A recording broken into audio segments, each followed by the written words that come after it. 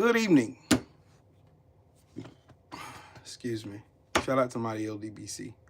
I'm True Will. LDBC or nothing.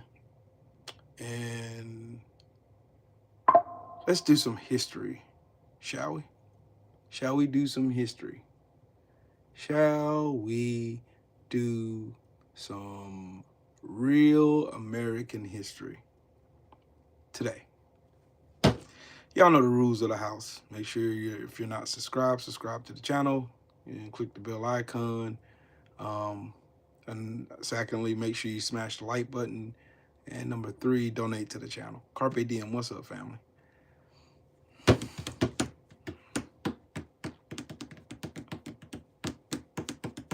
Give some more people a chance to get in here before I get started. Cause Piff, what's up? What's up with it, family? I went and took my truck and put my truck in the shop and getting my truck fixed, getting a new compressor put on it, getting a new oil pan gasket and all that new stuff put on there. So my truck runs like a well-oiled machine, pun intended. Seen an interesting documentary. I was watching it before I went live, which is what prompted me to go live. Anyway, and it gave me a what do you call it? It brought me to ask a few questions. Here we go.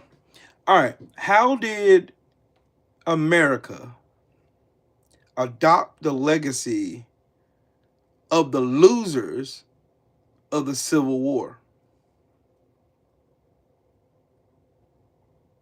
Let me run that by y'all again.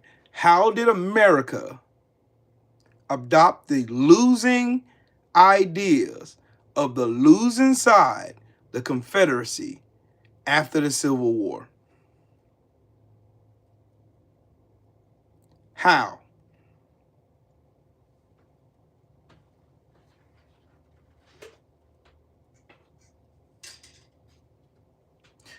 All of us who know real history, every last one of us who knows real history, and this is going to tie into American politics today. So y'all buckle up and make sure you get your pen and your pad out so we can go.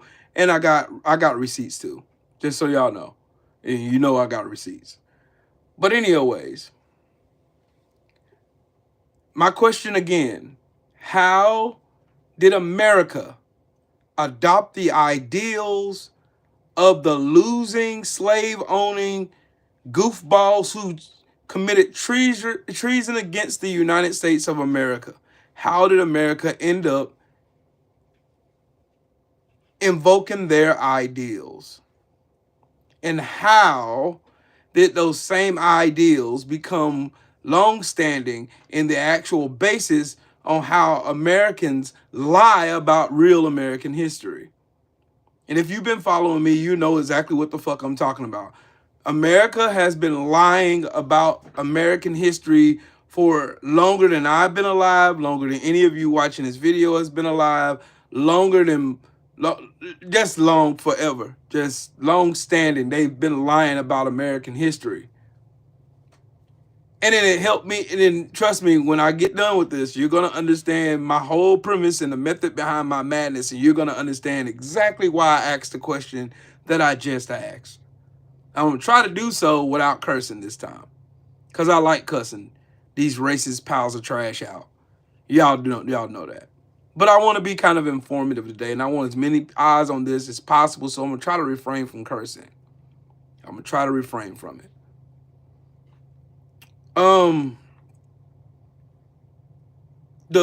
Here's the truth of the matter.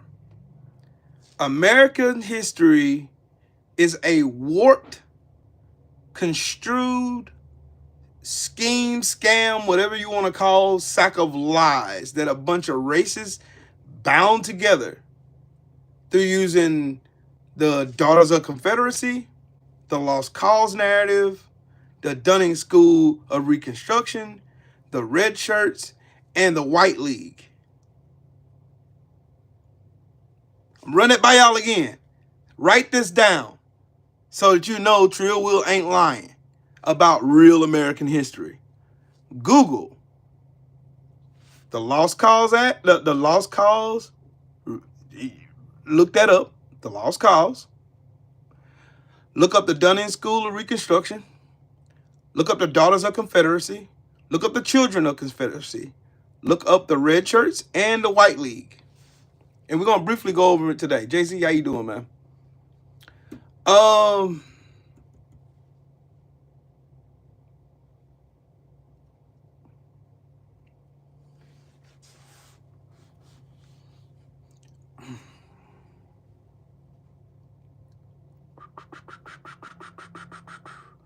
Do you want to know the real reason why Donald Trump and this racist ass administration, I said I wasn't gonna cuss, this racist administration of Klansmen, the incompetent few, the incompetent dummies that run the government, do you know why they're trying to go through such great lengths to disband the Department of Education, how they try to use their performative and goofball and racist antics to delete DEI, diversity, equity, and inclusion. The reason why they're trying to hide black people who served in the military during wartime, who won prestigious awards, why they want to delete every single aspect of what happened in this country when it involved slavery. Why do you think they attacked CRT? Why do you think they attacked the 1916, the Project 1916 push? Why do you think they attacked anything that shows the real American history of this country?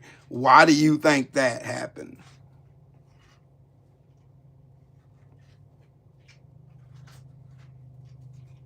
Okay, so to understand that question that I just asked, you got to go back in history.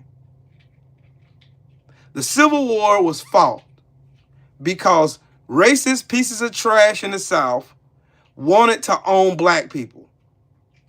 Period. Benny Loco, what's up, Queen?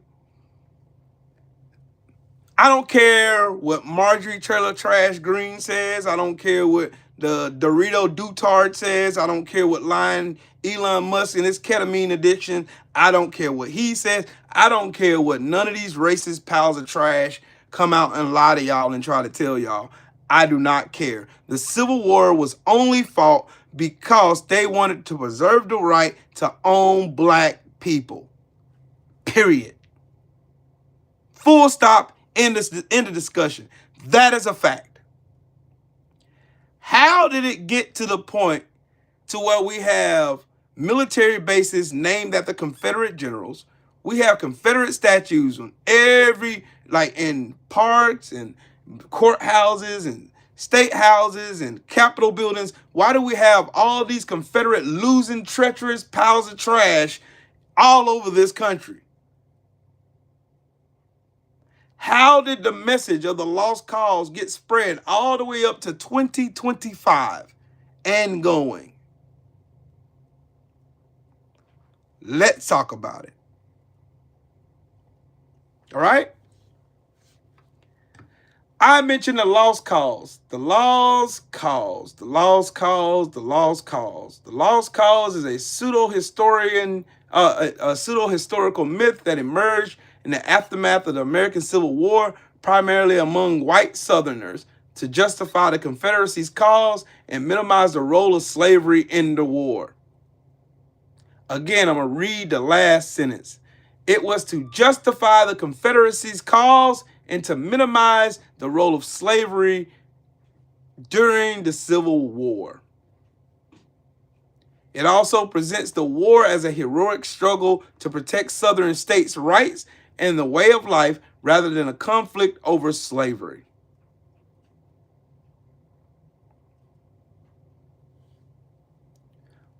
Number one big, huge lie that they've been telling this lie for forever. They've been telling this lie.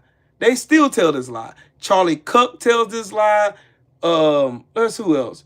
Candace Owens tells this lie. Byron Donalds tells this lie. Tim Scott tells this lie. Everybody on the goofball magatard window licker side, they tell this lie.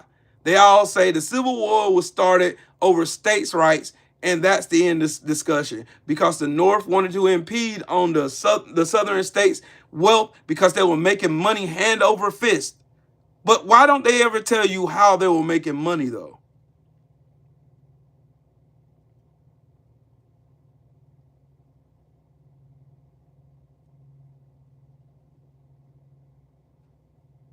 The lost cause narrative emphasizes the states' rights to secede from the Union to protect their autonomy, i.e., protect their ability to own slaves so they can keep making money hand over fist.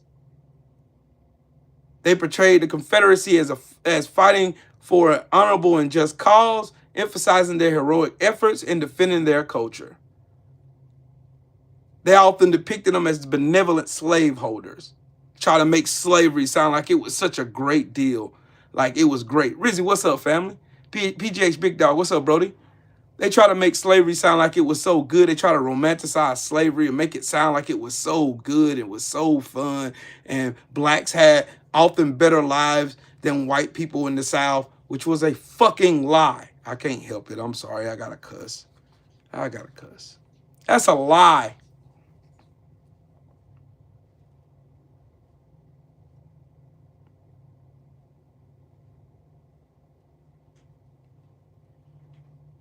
Here's something should make every bell in your head go off.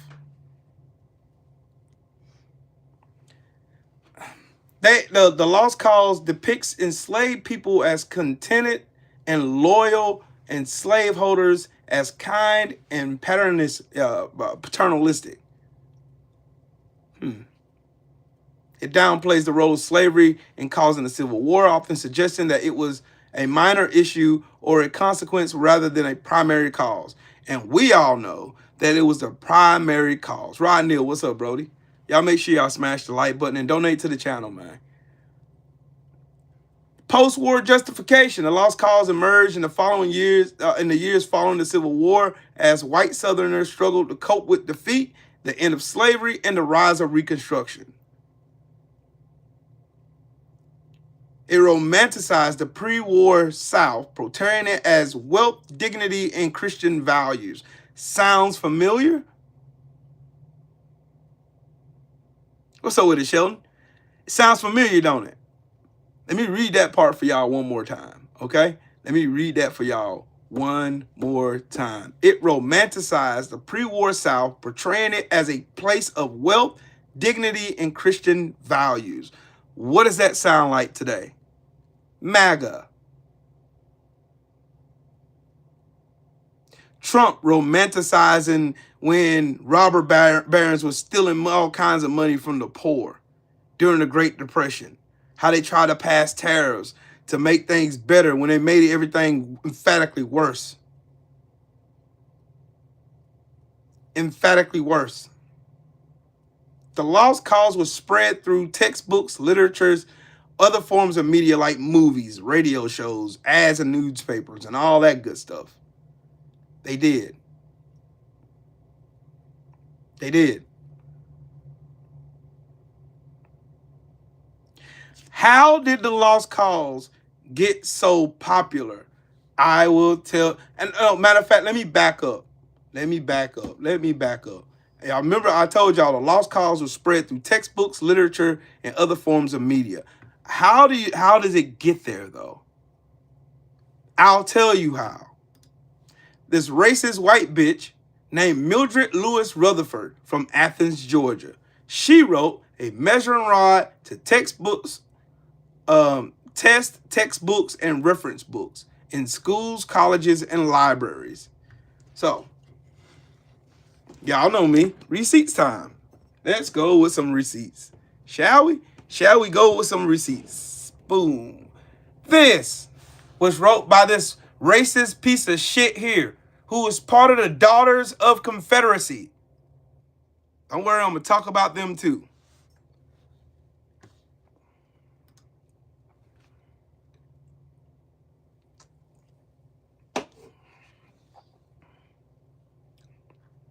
What does this sound like right now? What does this sound like now?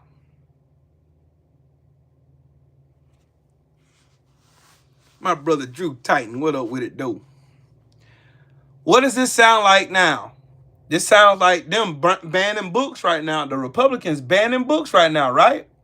Y'all know that was started by a white woman. Now you know which white woman started it.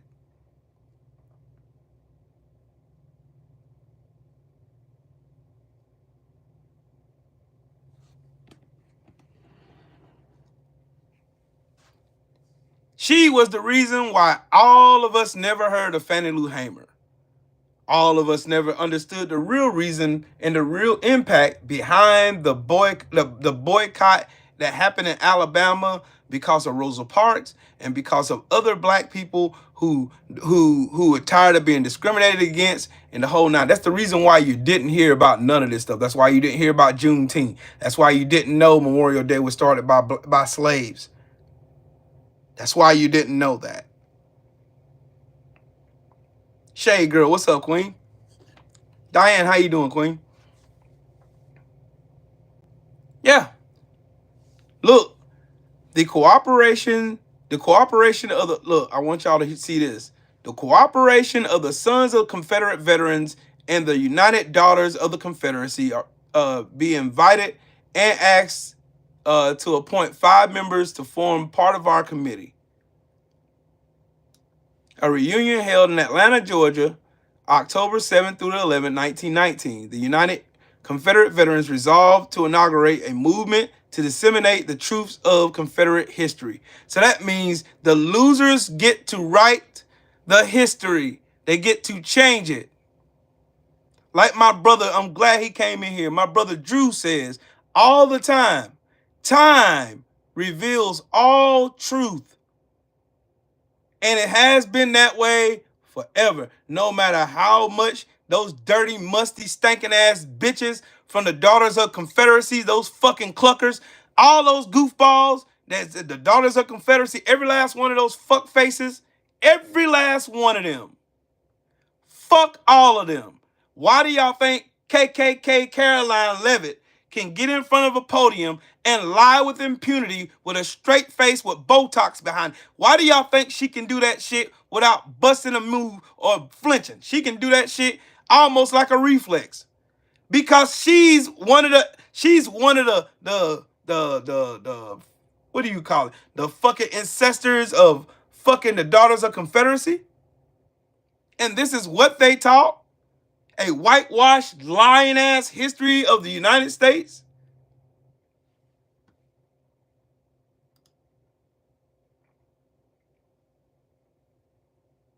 They lied.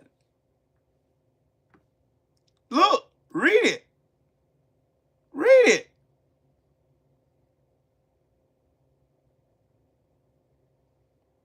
They want to romanticize them owning slaves.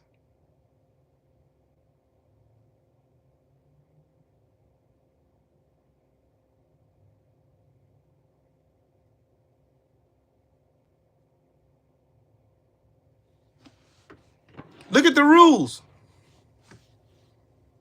Look at the rules. Look how they try to use word salads to talk around. Look.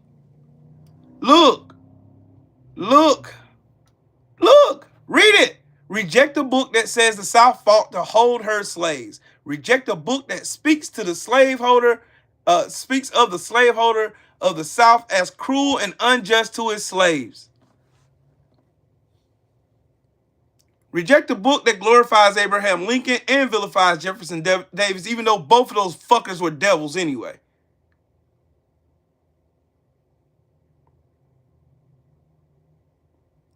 Go with the Flow Farm. Salute to you.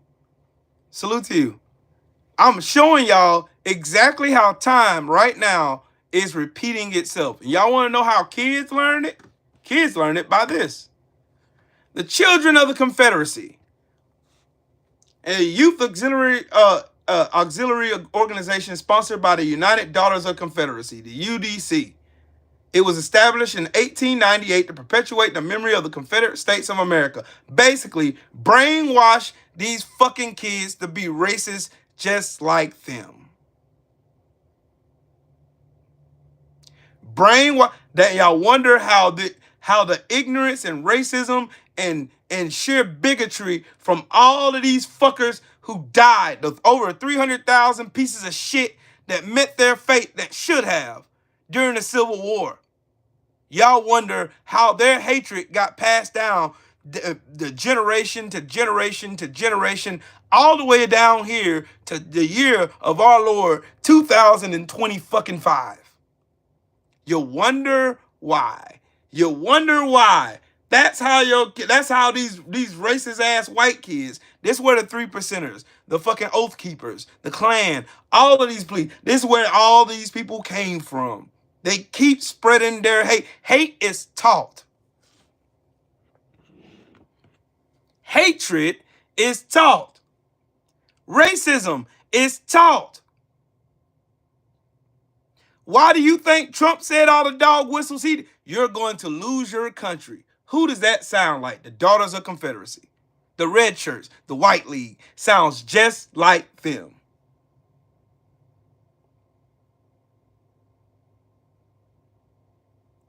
The Daughters of Confederacy and the Children of the Confederacy, the Red Shirts, and the White League, all of them were systematically passing along the message of the lost fucking cause. Just like Charlie fucking Kirk.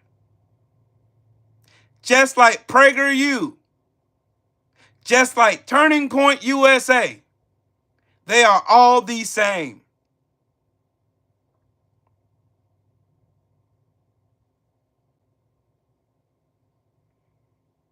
They are all the same. They are all the same. Just a different time. Same shit, different toilet. Tissues for Maga, what's up with it, man? I'm teaching today. The Children of Confederacy aims to honor and preserve the memory of Confederate men and women, foster a sense of Southern heritage, and promote civic responsibility. Basically what that means, they're going to teach their kids to hate black people, to discriminate against them at all costs, to hate them simply for the only reason of what's something that God gave them, while simultaneously claiming to love God. And claiming that somehow, some twisted way, God put white men above every fucking nationality and race of people on the planet. For some reason, only in America.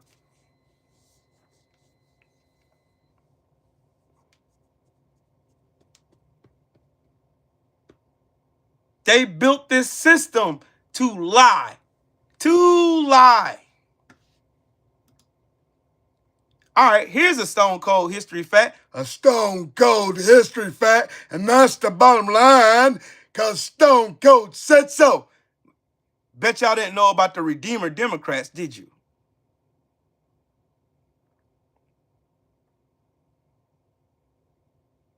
Hell yeah, white person, good one. I gotta get in and see how much my max is now. Yeah, I bet y'all never heard of the Redeemer Democrats. The Redeemer Democrat was a self-imposed term used by 19th century Southern Democrats fond of talking about redeeming their states. The South will rise again. Wrought by Republican carpetbaggers, scallywags, and their black allies who assumed control as congressional Reconstruction began in 1867 through 1868. The Ku Klux Klan and similar domestic terrorist organizations played an important role in helping the Democrats reach their goal, which was done at different times between 1869 and 1877 in various southern states. Many Redeemer Democrats or Redeemers, such as Zebulon Vance of North Carolina and Wade Hampton of South Carolina, which they named the fucking road after,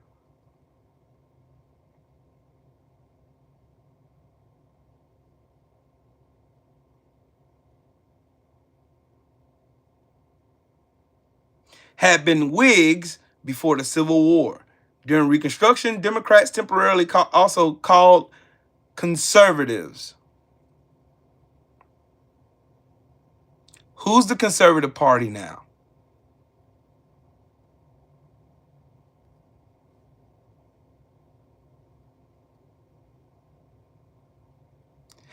They sought to bring as many voters as possible into the white man's party. By the 1890s, the Redeemers lost control of the Southern Democratic Party, and more rabid racists intent on disenfranchising black voters gained control of the party and of the movement of the governments of the southern states.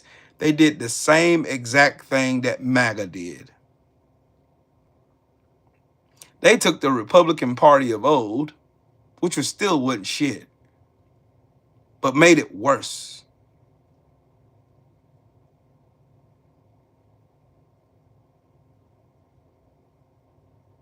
Y'all often hear me talk about the coup d'etat that happened in Wilmington, North Carolina in 1898. You want to know who's responsible for that?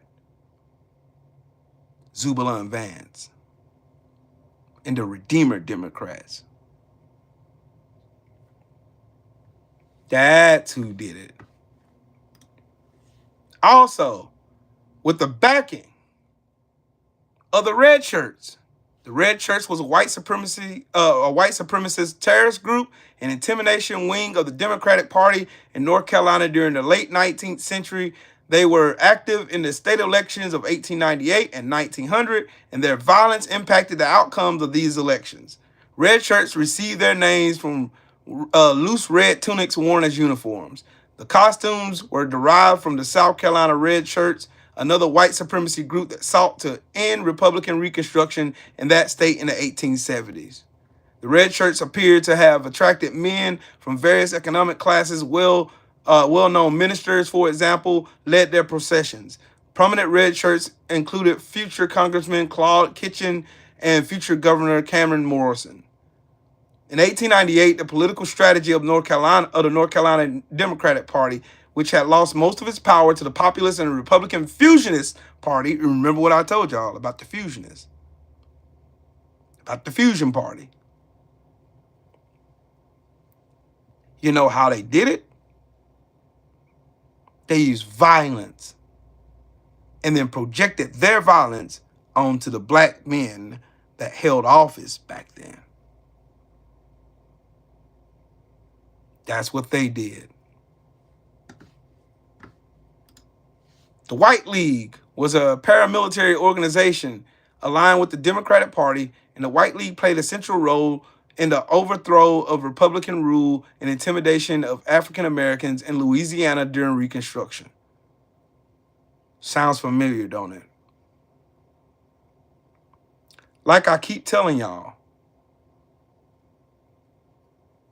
the idea of the white man's party had been discussed around Louisiana since black men gained the right to vote in 1868. The idea gained more support in the 1870s when federal forces occupied Louisiana during Reconstruction. Northern carpetbaggers came to the state and dominated the Republican Party. Republicans supported voter registration and civil rights for formerly enslaved people and other African Americans. In 1872, Republican William Pitt Kellogg beat John McHenry in a contested governor's race. During this time, black plaintiffs successfully sued the white Louisianans who had violated civil rights and public accommodation statutes for the first time. Let me pause right there. Do you understand now why I shit on all those black people who said I'm choosing Team Couch? Do y'all understand now? All you have to do is look at real history. Go back and look at real history. I'm not talking about no watered down, whitewashed bullshit history. I'm talking about real history. These motherfuckers have always been scared of united black folks who use their votes and use their measures to go ahead and get that come up using the system that was created around them, even though how fucked up it was. Sorry, y'all. I'm sorry. I had to take that phone call. This guy working on my truck. It wasn't Miguel. It was me. I had a phone call. My bad. Can y'all hear me? It was me. It was me. Can y'all hear me now? Okay, good. Good to go. Like I said, as long as nobody knows it, and you can continue to let losers continue to rewrite history in the way that they see fit, they will continue to rewrite history and lie.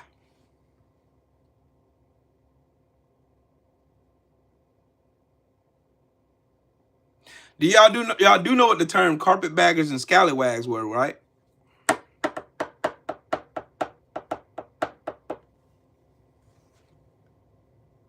Carpetbaggers and scallywags was a term used to describe white people who stood alongside the justice for black people, black enslaved people. That's who that was.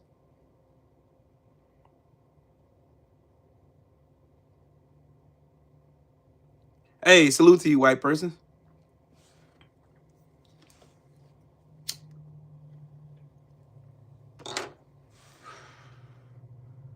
I want y'all to hear this. I want y'all to hear this.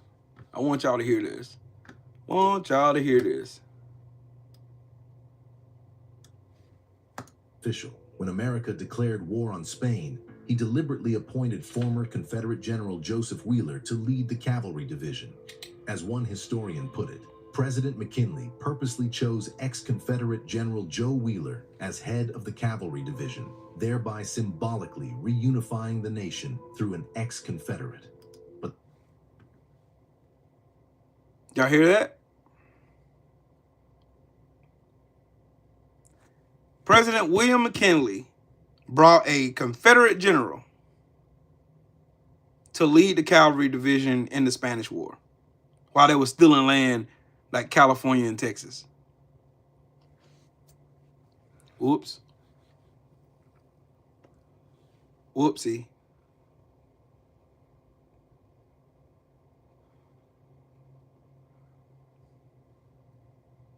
Oops. I'm gonna let y'all hear some more of this. It's good. This reconciliation came with a terrible cost. To welcome the South back into the national fold, the North had to accept the South's version of history. And that meant embracing the lost cause, a lie that the war was fought over states' rights, not what it was really about, and keeping black people in an inferior socio-economic class. But here's what you might not realize. This wasn't just about healing wounds. There was something much more insidious happening behind the scenes. Because for propaganda to become history, you need the stamp of academic approval. And that's exactly what the lost cause got. The American history profession was still in its infancy. The first history PhD in America was only awarded in 1882, and the American Historical Association formed in 1884. I want to show y'all what the American Historical Association looked like then, and show y'all why it was so easy for them to adopt lies.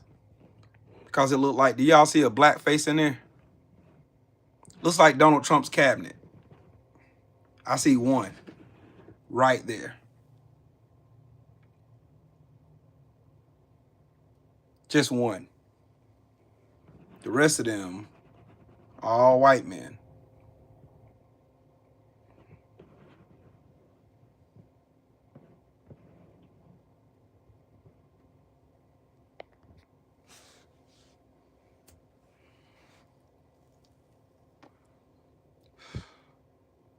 So they adopted the lost cause. And the lost cause was a romanticized bunch of lies that was cooked up about the Civil War and why the Civil War even happened, instead of telling the truth. The Civil War happened because racists wanted to hold on to slaves because they wanted to make money off the backs of black people. And they were too lazy and too stupid, too lazy, and too mediocre to work for themselves.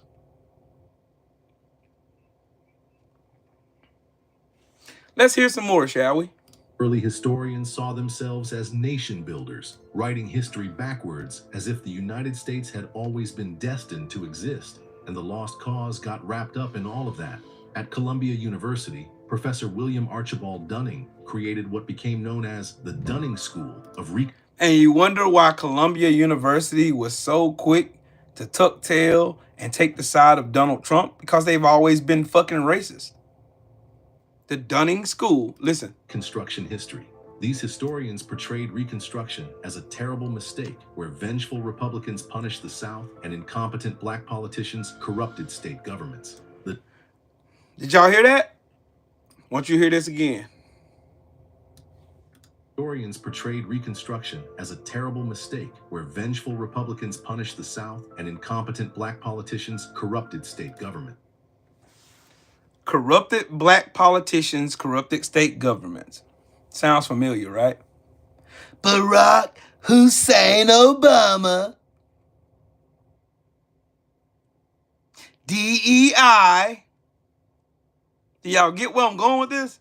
Are y'all picking up what I'm putting down? Do y'all get it now? The times are different, but the message is the same. Times are different.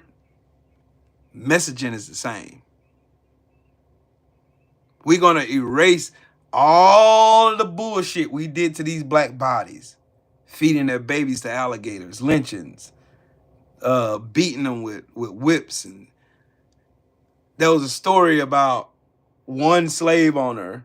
If he catch you trying to escape from his plantation, he'd have another slave defecate in your mouth and you hold it for 5 minutes.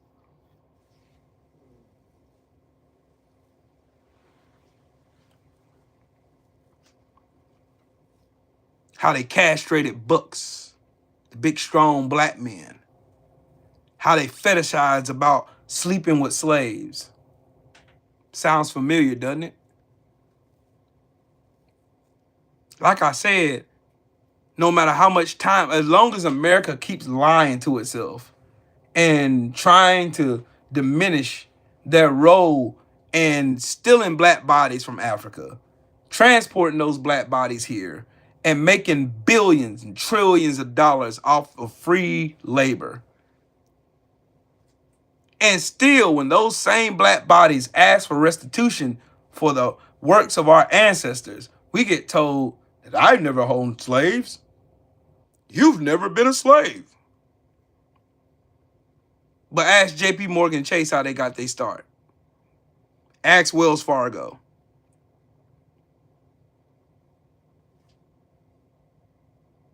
Ask them. Because they was using black bodies as collateral. Question: did slave owners get reparations for losing their slaves? $300 a body.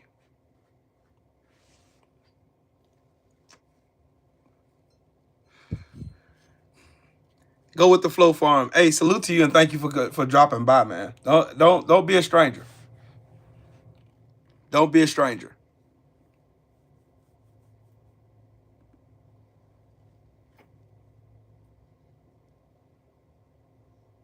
I think we need to start doing more dives into real history in America.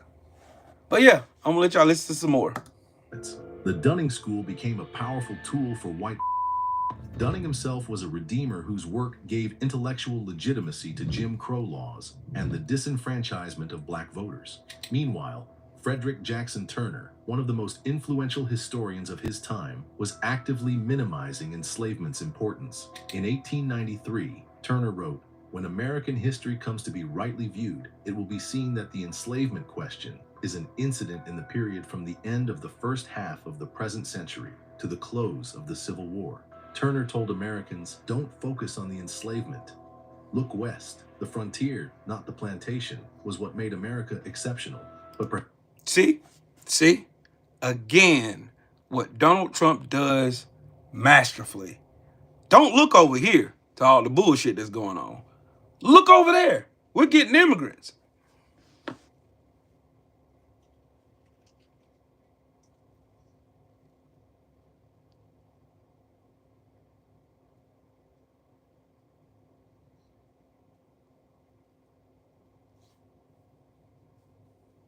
Don't look over here. Look over there. Let's pass 100 executive orders, most of them being bullshit. But what we really want, we're gonna sneak through the crack while everybody's focused over there. It's been the same play. Same play, same scheme, same methods, same mission.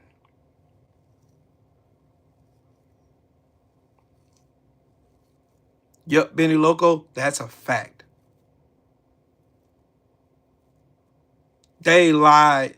Everything about American history that's being taught in schools now is a fucking lie.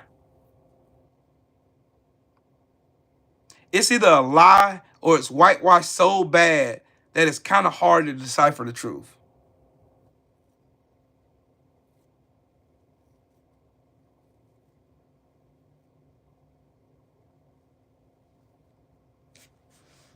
We're gonna keep it going. Perhaps no academic did more damage than Woodrow Wilson. Before becoming president, Wilson was a historian who legitimized the lost cause through his scholarly work. He believed the white knights had saved the South from what he called black domination. Think about See? William McKinley. that for a second.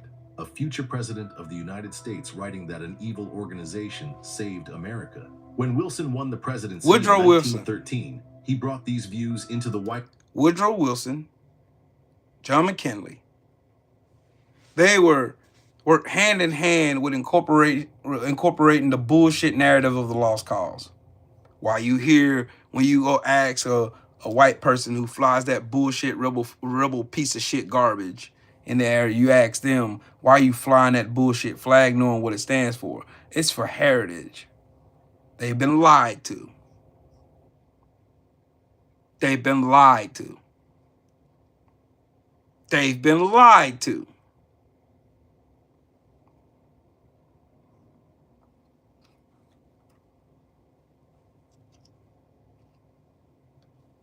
Lie.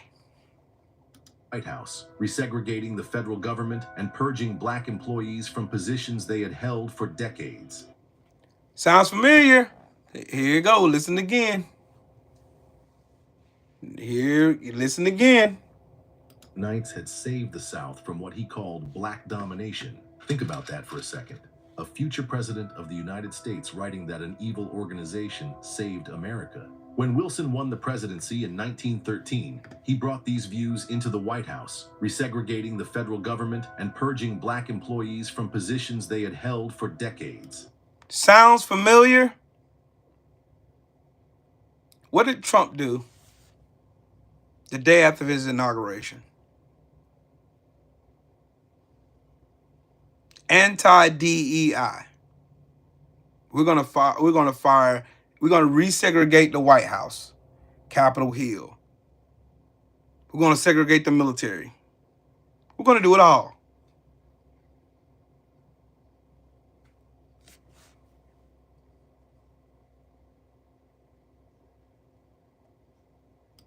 But Wilson's most damaging contribution to the lost cause was yet to come, and it would change American culture forever. In 1915, a friend of President Wilson, named Thomas Dixon, wrote a novel which was adapted into a film by D.W. Griffith, The Birth of a Nation. It was... Yep. The Birth of a Nation romanticized slavery and portrayed Klansmen as heroes when they were fucking terrorists. But these same people have the gall. They have the unmitigated gall to talk about the Taliban.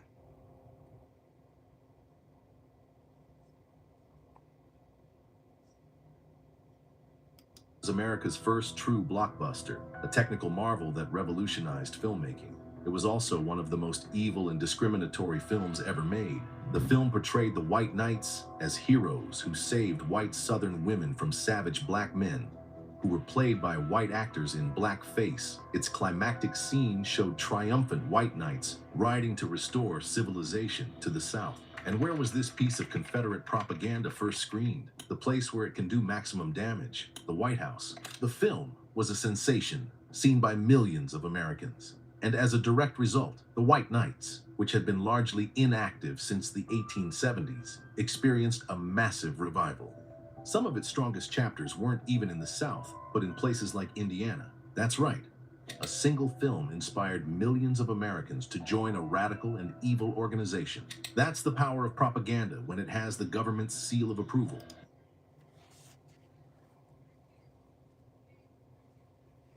Birth of a Nation respawned the White Knights, aka the Ku Klux Klan. Stand back and stand by.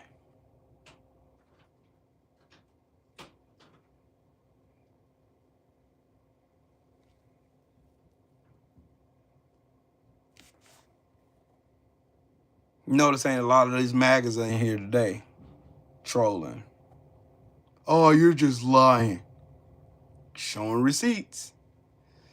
Yikes. Donald Trump is the master of propaganda. So is Fox News. So is everybody in MAGAverse. Everybody in MAGAverse are either brain dead stupid or cynical and methodical. One of the two. They're severely misinformed, or they know the grift or the con. I can keep pushing the lost cause strategy, make you romanticize and believe that owning bodies, torturing said bodies, raping said bodies, murdering said bodies is okay. We was doing it to preserve the rights of Southern livelihood.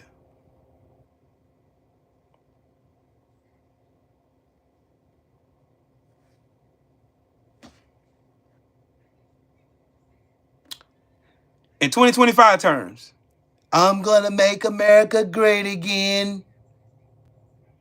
They're eating your dogs. They're eating your cats. They're eating the pets of people that live there. Immigrants are taking over everywhere. The government's giving them free stuff. They're getting free housing while you get nothing. Blah, blah, blah. And you revitalize white hate, white laziness, white entitlement. You light the fire right back up again. And those burning crosses starts igniting in the hearts of these fucking racists, and here they are now. That beacon of the hill was nothing but a mirage. That city on the hill was a burning trailer. That was it. Hollywood was just getting started. In 1939, Gone with the Wind hit theaters. Another blockbuster that romanticized the antebellum South and portrayed enslavement as a benign institution where happy enslaved people were loyal to their kind masters. Again, I lived in Japan. I asked the Japanese people there, who I became friends with, why did so many people have adverse viewings of how they seen black people? And they told me that it was because of media. Do y'all understand how strong propaganda is now? Do you understand how propaganda is so strong that it can influence how you look at someone even if you don't know them? Gone with the Wind romanticized the antebellum South, made it look like slaves were happy to be slaves, happy to be beaten, happy to be defecated on, happy to be raped, happy to be tortured, happy to work sun up to sundown with nothing. Right, Carpe Diem. It doesn't make any fucking sense. How can you put happy and enslaved in the same fucking sentence? You have no freedom.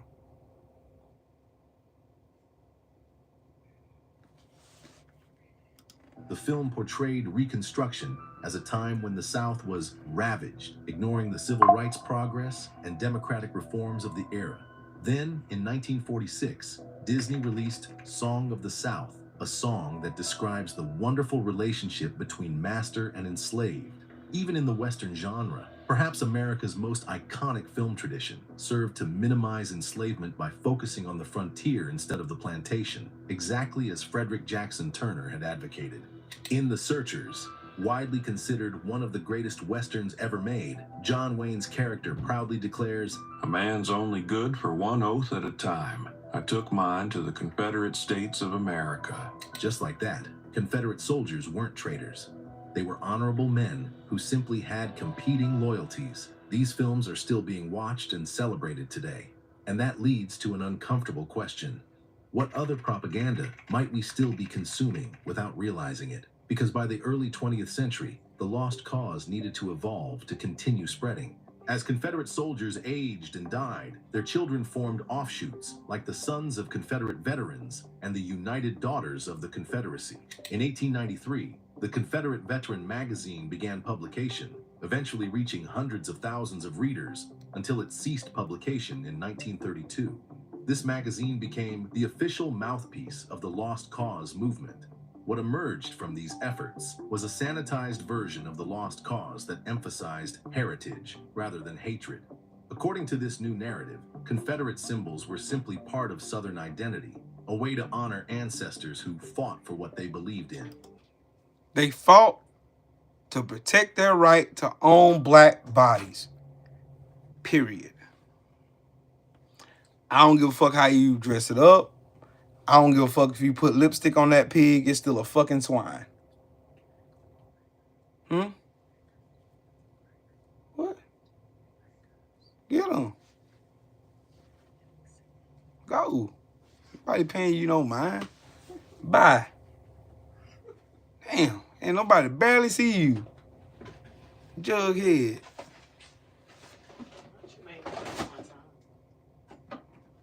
Why? Because ain't nothing in there?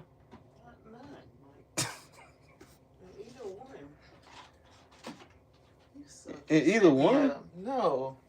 You set me up. There was something down there.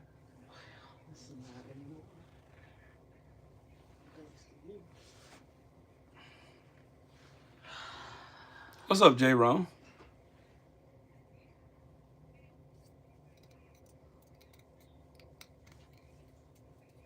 Y'all see? Do y'all understand? I want y'all to understand. So now after this video, now when y'all see me going in, now you understand. Now you got a better idea of why I'm so pissed off. You got to understand it now. Now you have an understanding as why Trill Will cussing fucking Trump out the way he's cussing him the fuck out. Because I understand where the play come from. The play come from the same shit these dumb fucks have been doing for generations upon generations upon generations, spreading this idolatry belief that somehow owning black bodies, torturing them, raping them, feeding them to gators, doing all this disgusting shit to them.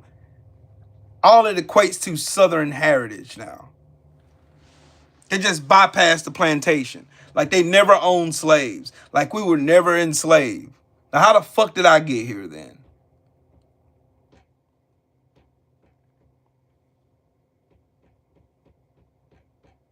Why is it that every racist that carries that bullshit rebel flag with them say the same shit? It's about Southern heritage.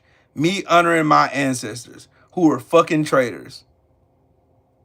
Who were fucking racist. Who wanted to own bodies.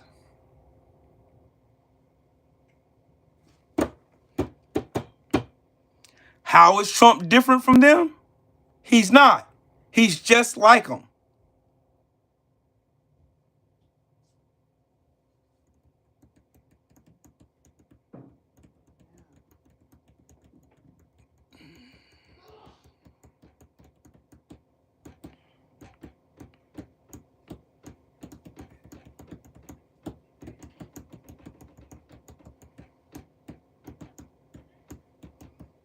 None of the stuff they're doing is new.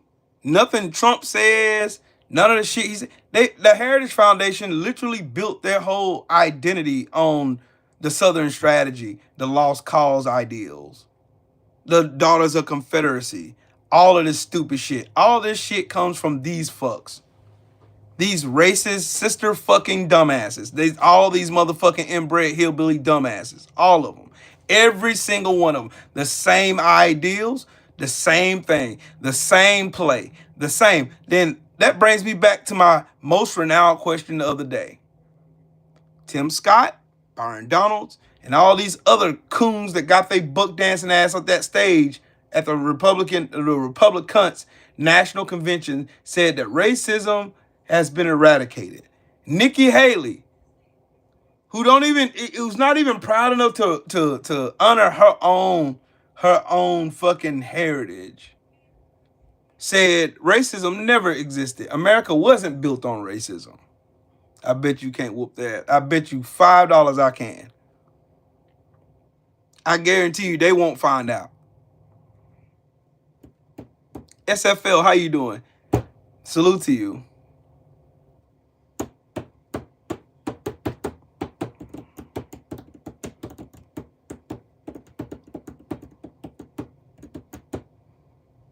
No, SFL, they won't. That's the problem with America. See, that's why they romanticize the trauma and shit. Like, because if you think about it, America wouldn't be America without black culture. It wouldn't be.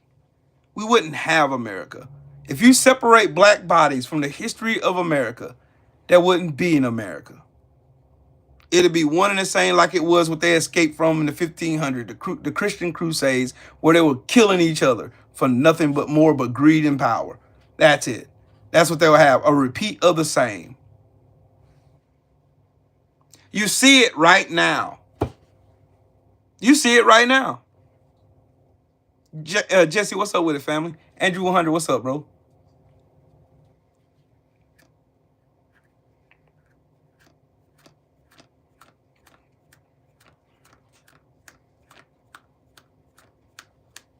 All they have to do is keep lying. And keep lying. And keep lying.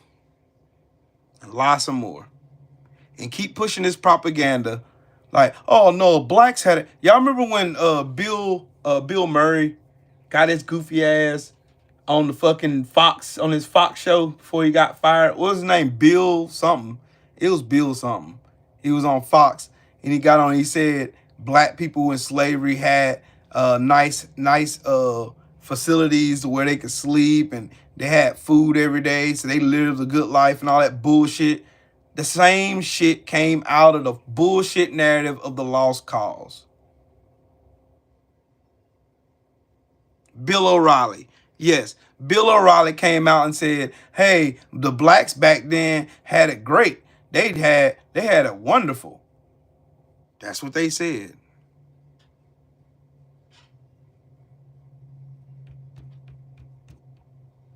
See, as long as they can keep trying to shut the mouths of black people like me, shut the mouths of real historians in America, they can keep pushing the lie that all black people are doing is whining and we're victims and we want free shit.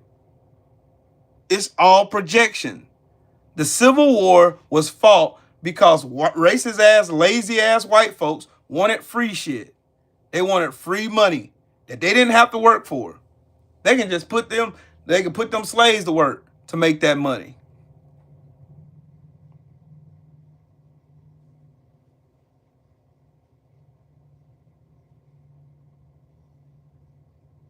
I see y'all. How you doing?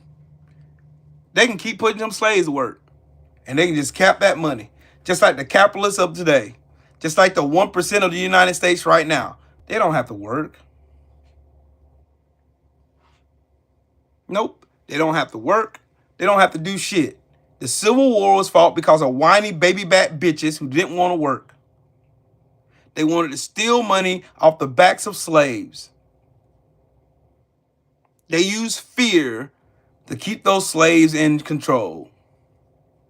What ended the Civil War was a revolution from the black people because they were revolting like crazy. That's what the history books don't tell you.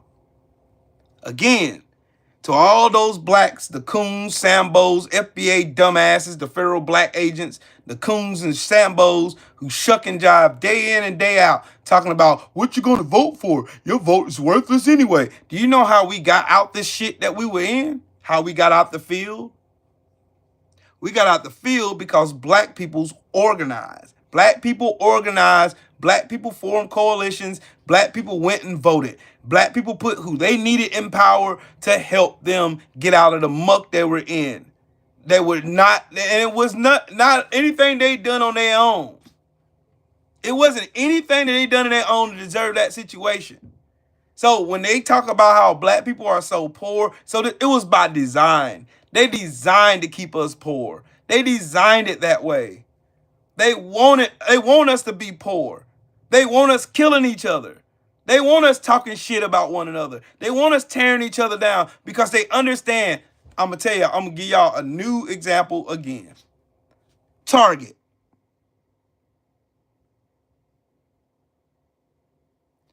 Target is a prime example as why these motherfuckers don't want black unity. Target said some bullshit about black folks, remove black people's products, black entrepreneurs' products from their shelves, and guess what black people did? Fuck y'all. Took our black dollar and left their asses hanging, and now they lost $15 billion fucking dollars and facing bankruptcy. Tell me again how powerful black unity is. They do not want black unity. They do not want black unity alongside of the fusion party. Poor white people. Do y'all understand now the whole reason why Trill Will does political videos? Because I want y'all to understand the nuance behind their argument. Their argument is they could keep you focused, so hyper-focused on social issues like race. They can keep you on that bullshit and lie to you over and over and over again to keep you hating some immigrant minding their fucking business or some black person minding their fucking business. That's why a lot of these motherfuckers got that overseer complex. What are you doing here, buddy? Why are you over here? What business do you have? Do you even live here? You know, I'm part of the HOA. I'm part of the neighborhood watch. I need to know what's going on over here, buddy. Why are you here? Do you understand why? That is why. When black people really get together and say, you know what? We're going to put aside all these bullshit differences and we're going to stand on business. Oh, they understand. Oh, that message rang real loud. Really, really loud. Again, ask Target. Ask Target. Oh, they thought it was going to be smooth. Well, black people still going to shop here even though we removed all the DEI shit and black people stole from our shelf. They're going to still be here. Cool. Black people said, cool, you got it. You got it. And we took our black ass dollar and we went right on down the street. Fuck out of here. We'll go somewhere else to go shop. We don't need your shit. Fuck y'all. We'll see how much those racists contribute to your motherfucking business then. The very existence of Walmart depends on the black dollar. The moment that black people wake up and say, fuck Walmart, Walmart's going to be in the same fucking position. All of these fucking racist ass stores, Dollar General, fucking Walmart, fucking Target, all of these fucking stores, they don't learn a lesson until you take something from them that they can't get back. Money. You take them dollars. Oh, yeah. You take them dollars. Take them motherfucking dollars. Take them motherfucking dollars.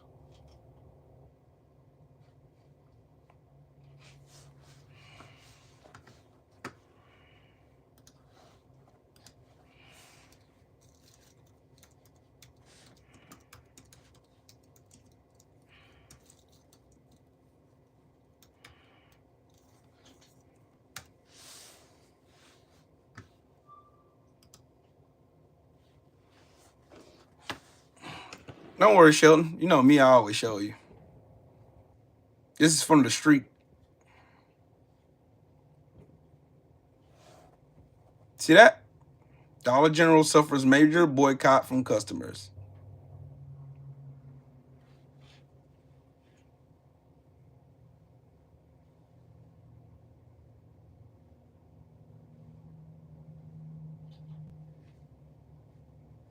Dollar General cut their chief diversity officer at the time when large retailers like Lowe's, Tractor Supply, and Harley Davidson were cutting their diversity, equity, and inclusion policies amid consumer boycott threats.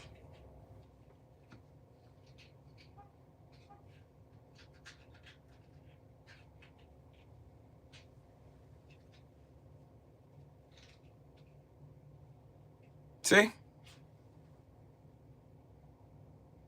See? Jax, how you doing, Queen? See?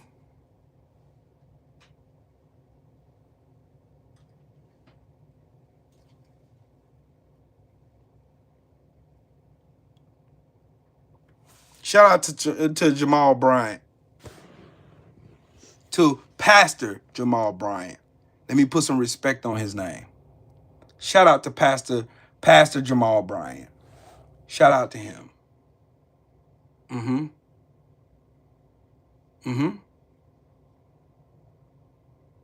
If you want our money, y'all keep bowing to pressure from Donald Trump. We're your fucking bottom line, dickhead. We are. Yep, Chick-fil-A's next. These people are going to find out. They're going to fuck around and they're going to find out.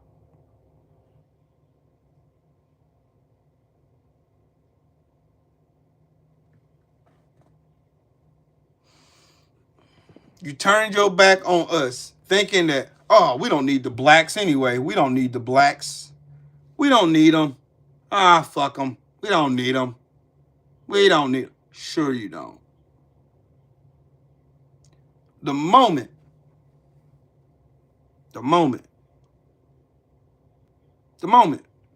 black people see the power, just like Rosa Parks did, just like all these black activists in our past, our forefathers. What's up with it, Mahari? Racism is too expensive and these motherfuckers can't afford it anymore.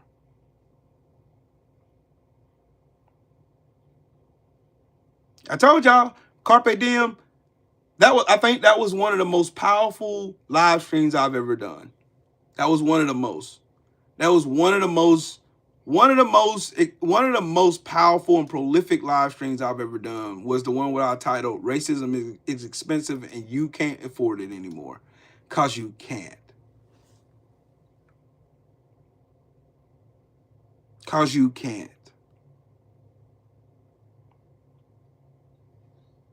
Your racism ain't gonna win. You've been surviving, but you ain't won. Y'all ain't won since the Civil War. Racist. You haven't won since the Civil War. And you're gonna continue to lose. And lose some more. Donald Trump is only putting accelerant on your loss.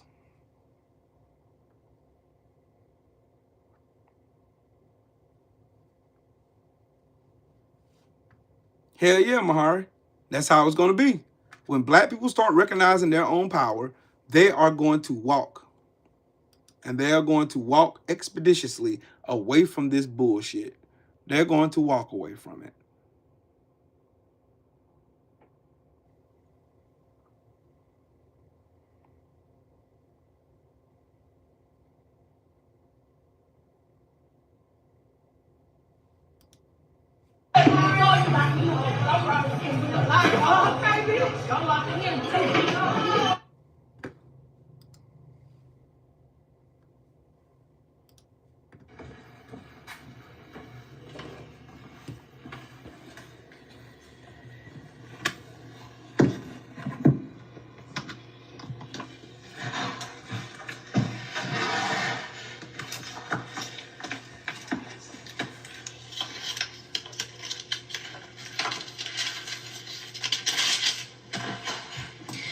For I was hungry and you fed me.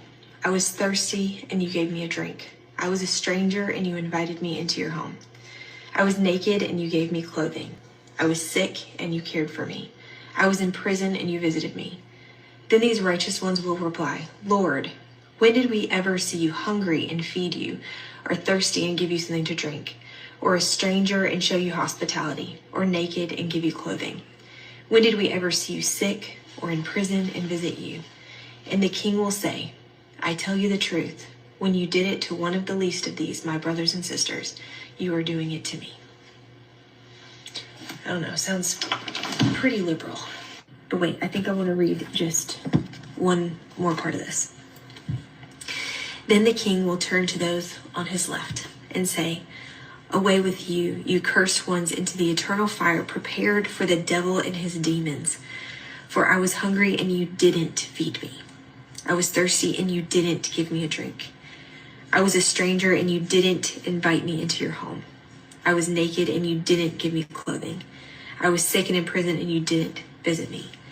Then they will reply, Lord, when did we ever see you hungry or thirsty or a stranger or naked or sick or in prison and not help you? And he will answer, I tell you the truth. When you refused to help the least of these, my brothers and sisters, you were refusing to help me.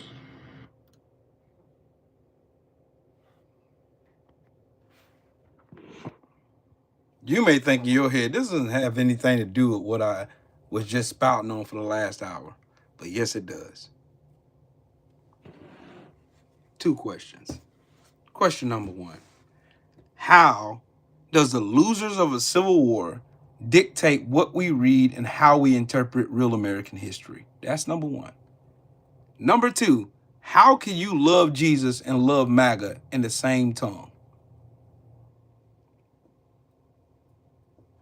They both don't make any sense at all. Neither one of them makes sense, which is the point. The point I'm making is MAGA and Jesus Christ go together like oil and water. They don't mix. The lost cause bullshit narrative and the real American history of this country are the absolute same as that. They do not mix. They both are oxymorons. They both contradict each other. They both do.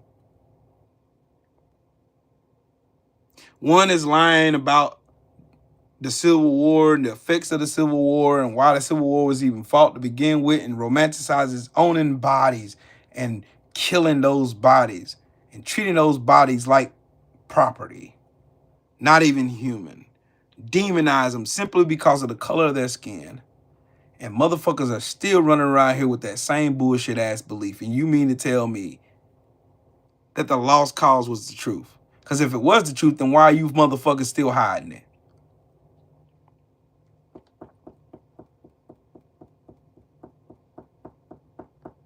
Why do you still hide it?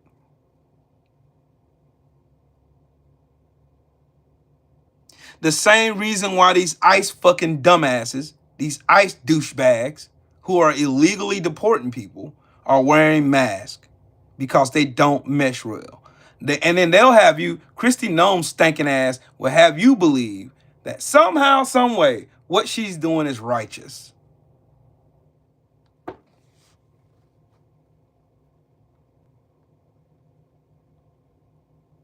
Matthew 7:21-23. Now everyone who says to me, Lord, Lord, shall enter the kingdom of heaven, but he who does the will of my Father in heaven. Many will say to me in the last day, Lord, Lord, have I not prophesied in your name, cast out demons in your name, and done many wonders in your name? And then I will declare to them, I never knew you. Depart from me, you workers of iniquity.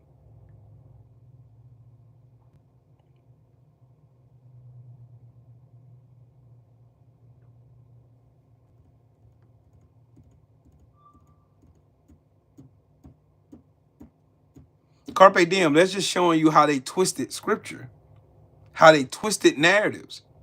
You can't have but one oath at one time, but your oath is in the owning people so you can enrich yourself. Is that godly?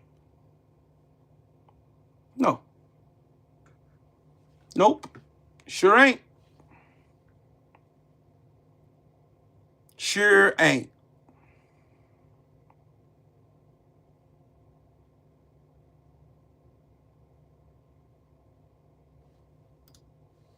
I don't spend much time on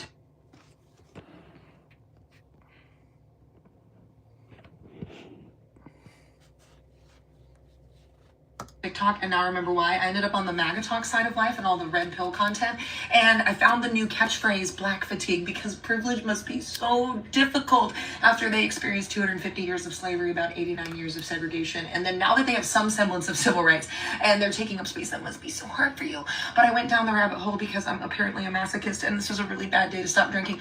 I went to their profiles, and every single one of their profiles have a Bible verse in it. The same Bible, in fact, that says in Genesis 1:27, for he created mankind in his own image. In the image of God, he created them. Male and female, he created them. That's really weird. It doesn't say anything about it just being white people. Let's go over to the big header, John 3:16. For God so loved the world that he gave his only begotten son, that whosoever believes in him shall not perish, but have everlasting life. See, it's weird here. It says world. It doesn't say white people only. And in Romans 2:11, it says that God shows no favoritism. The Good Samaritan was good because he crossed racial boundaries to help someone who was in need. Let's go to Galatians 3:28. It says, for there is neither Jew nor Greek, slave nor free, male nor female, for you are all one in Christ Jesus. And then Matthew 25, he says, for whatever you did not do for the least of these, you did not do for me. I am so tired of the goddamn hypocrisy. You'll jump in on 6 clobber verses about homosexuality that the translators admitted was a mistranslation, but you ignore the 29 verses about adultery because you're too busy committing it. You ignore the 400 verses about taking care of the alien and the immigrant and the foreigner because we don't want to follow that part of the Bible, and the 2,000 verses commanding you to take care of the poor. What does God ask of you? To act justly and love mercy and walk humbly before your God, you raging hypocrites. I don't spend. Thought I'd show y'all that too, since I was talking about scripture. Since they claim to be evangelicals. Since they claim that,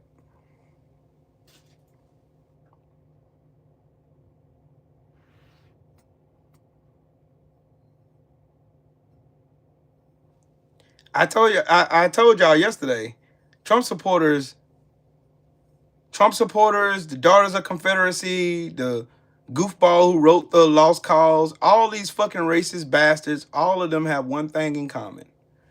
They all love to use the aspects of God instead of living by him. These people don't love God. No, they don't. They pretend to be good people. They pretend to frame themselves as good people, have good God-fearing people, and that they love people, blah, blah, blah, blah, blah, blah, blah, blah, blah, blah, blah, blah, blah, blah, blah, blah, blah, blah. That's what they do. They go and they lie to themselves. They lie to themselves, and they've been lying to themselves for forever and a day. I like forever and a day.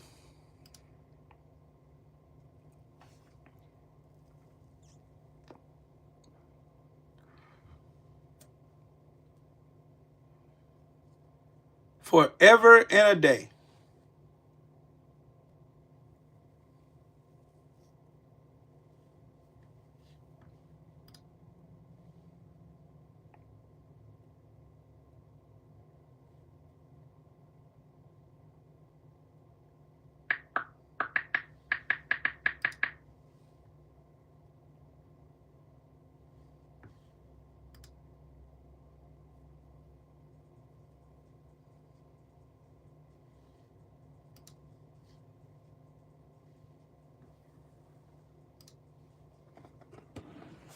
Again,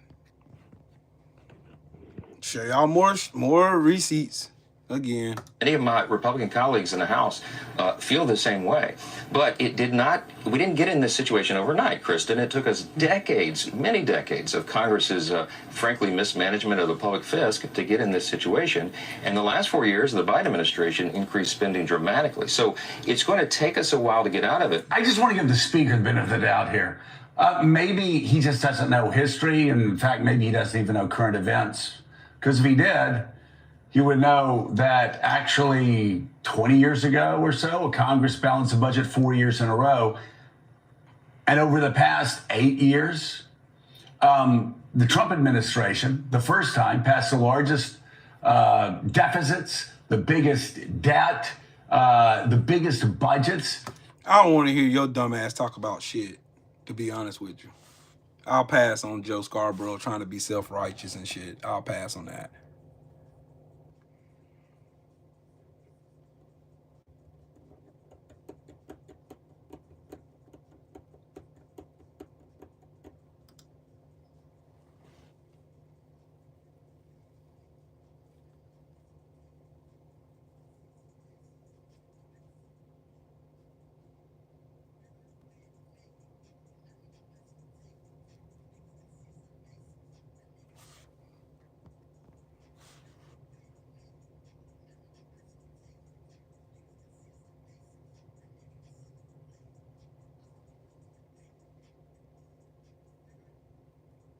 Read it.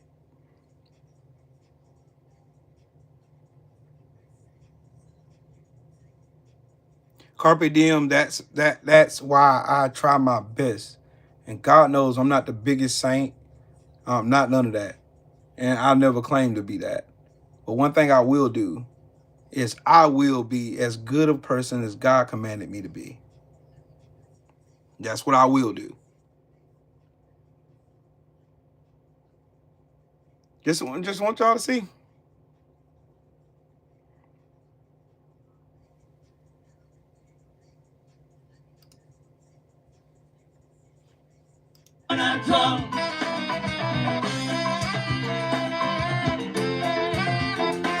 I just wanted y'all to see these people celebrating their own demise because the way of the fool. They're all fools. They're all fools.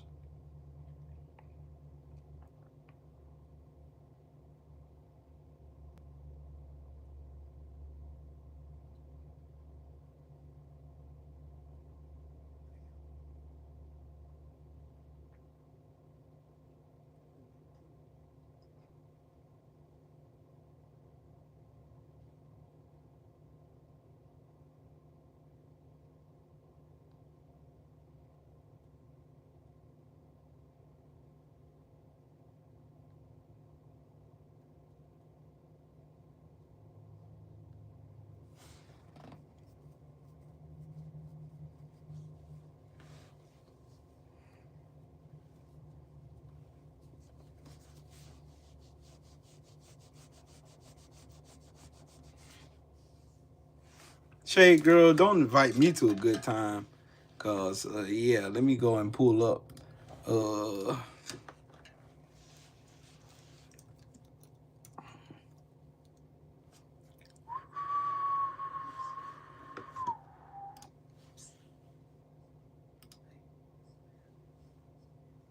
But mark this, there will be terrible times in the last days.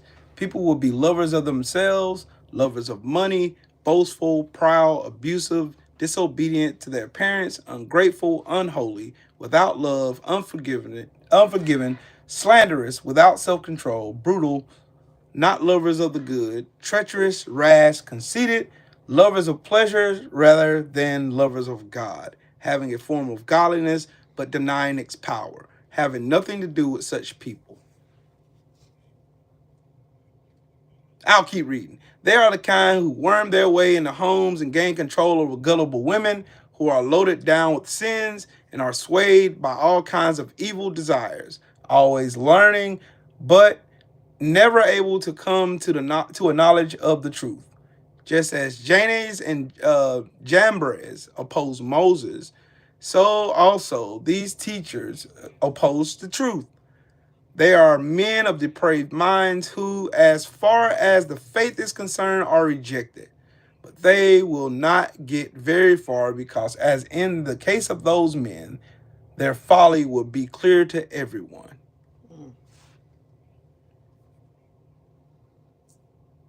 Hope he got knocked out.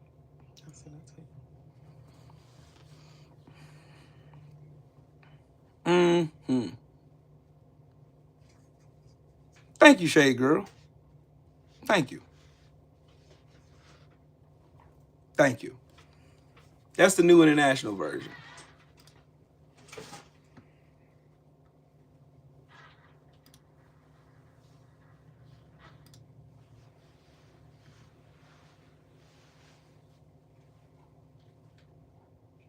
Man, if this don't describe MAGA, I'm going to read that one more time.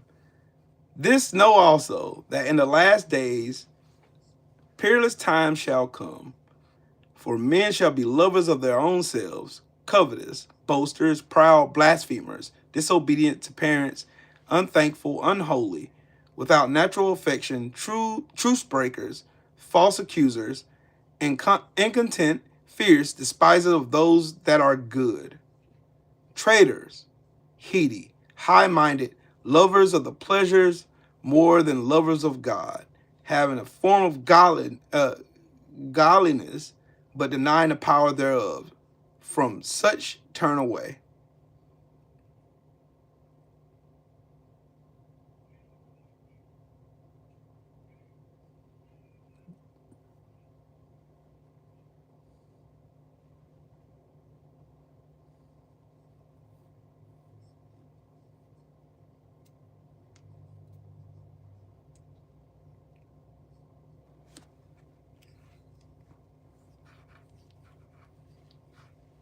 You know what, Shade Girl? You just gave me a good idea. Now, when I go on live, I'm going to quote. I'm a bookmark this. I'm going to bookmark it. Yep, I'm a bookmark it, because when I go live, I'm going to read that. Because if that doesn't describe Trump and the MAGA party, I don't know what else does. It describes them to a polar T. It describes them to a capital T. It describes the party, the times when everything. Trump's a lover of himself. Trump is covetous. He covets Biden. He covets Barack Obama. He covets anybody who's perceived to be better than him. Zelensky. Boasters. Only I can fix it. Proud. Oh, I'm so proud to be an American. I love it. Yep. Blasphemer. He's a proud blasphemer. Yep. Unthankful.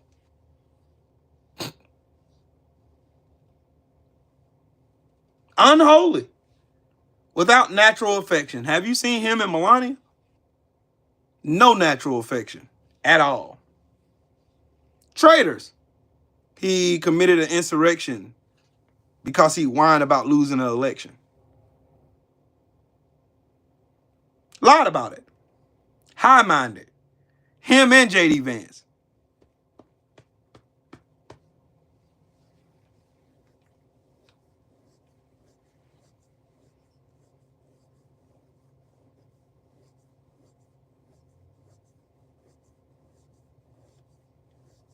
But evil men and seducers shall wax worse and worse, deceiving and being deceived. But continue thou in the things which thou hast learned and hast been assured of, knowing of whom thou hast learned them from. And that from a child that has learned, that has known the Holy Scriptures, which are able to make thee wise unto salvation through faith, which is in Jesus Christ. And all Scripture is given by inspiration of God and is profitable for doctrine, for reproof, for correction, for instruction in righteousness, that the man of God may be perfect, thoroughly furnished unto all good works.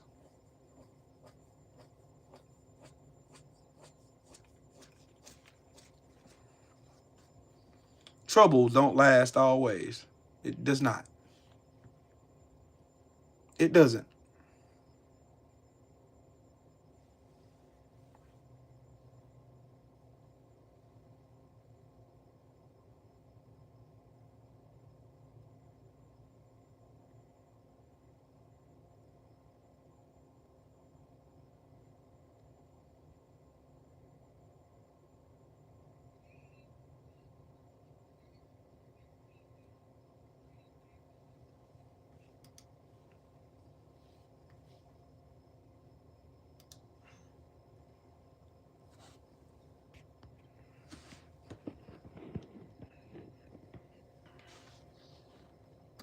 is because doing so would require a national reckoning, a real, honest confrontation with the myth of meritocracy. For generations, many white Americans have been taught that success is simply about hard work, that if you grind, you'll rise, that their parents pulled themselves up by the bootstraps. But history tells a different story. From the GI Bill to New Deal housing loans, from whites-only unions to segregated schools, government created policy to springboard white advancement while systemically locking black and brown people out. This wasn't accidental. It was engineered, and it gave white Americans wealth, property, education, and opportunity, while denying those same tools to everyone else. This was affirmative action for white people. But no one called it that. They just called it the American dream. So when we talk about ending racism, we're not just talking about being nice or hiring more black folks. We're talking about exposing the lie that everyone had an equal shot, that the game was ever fair. And for some, that's a hard truth to swallow. Because if you admit the game was rigged, you have to admit that your win wasn't all skill. It came with an advantage. That's not an attack, that's accountability. And real equality means building a new system, one where success isn't based on who the rules were made for. Until we can admit that, racism will keep getting recycled, just under new names, new policies, and new excuses. One of the biggest... What did I just talk about? How time is vastly repeating itself over and over and over. Because racist white America would never atone for its sins, so it keeps repeating itself.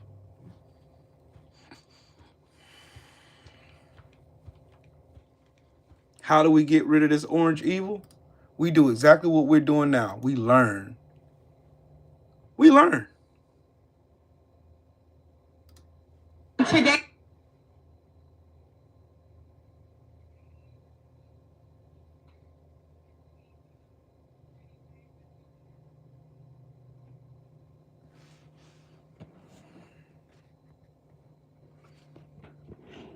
Y'all do know who that is, don't you? He was one of those ones that was falsely convicted, the Central Park Five. Hey, people are calling for Derek Chauvin to be pardoned by President Trump. How does that make you feel? I mean, this is the American nightmare. We're literally right inside of the nightmare called America. We want the American dream. We want to be able to say, you know what? We for justice. We made sure that we put our blood, sweat, and tears forward. And here we have a president who is literally erasing all of the gains that we've made. The past 50 years or more are being erased. And we got to make sure that we keep our eyes on the prize. And what does that mean? That means that we have to focus on truth, justice, and equality, and make sure that we know that we count. This right here is an awful day for America. And by day, I'm talking about a length of time, not necessarily just today, but this is an awful day for America, for us to be able to wake up every single day in a nightmare, not the dream. Many people are saying that he's calling for a race war. You know, what do you think will happen if this guy is pardoned? Can you see this being like another civil war? I want to caution our people. Do not take the bait. They are trying to pull us out into the streets to fight with weaponry that we don't have. Because see, you got to remember, when Muhammad Ali said, I can fight here, you're my opposer. Why am I going across the waters to fight a people who look like me, who are struggling, who are in need? If I wanted to fight, I could fight right here for my truth, freedom, and justice and equality. And so the reality is that right now, there's an effort to wipe us out wholesale. There's a clear effort. We got to know that one thing, we're inside of someone's plan. We have to have a plan. We got to make sure we control our emotions. We can't, because see what happens when you lose your mind? You go crazy. Newton's third law says for every action there's an equal and opposite reaction. Can you imagine the action that causes the reaction and them turning the cameras on? when we are reacting to an action that they cause, the whole world would think we're crazy. But for every action, there's an equal and opposite reaction. Today, I wanted to expound on what he said. And just in case you ain't peeped the shirt that I'm wearing, guess who I'm wearing on my shirt?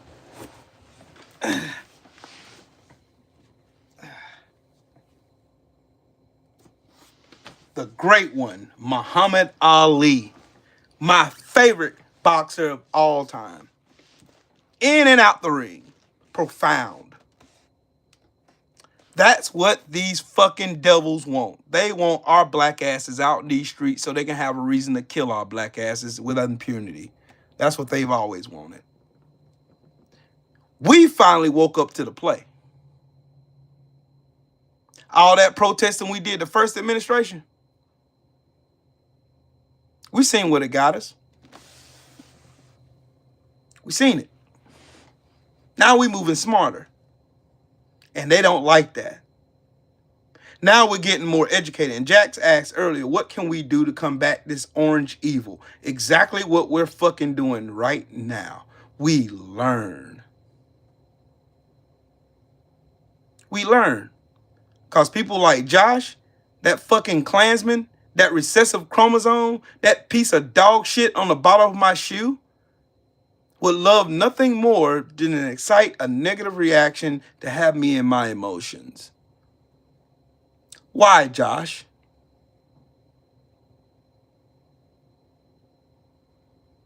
Why?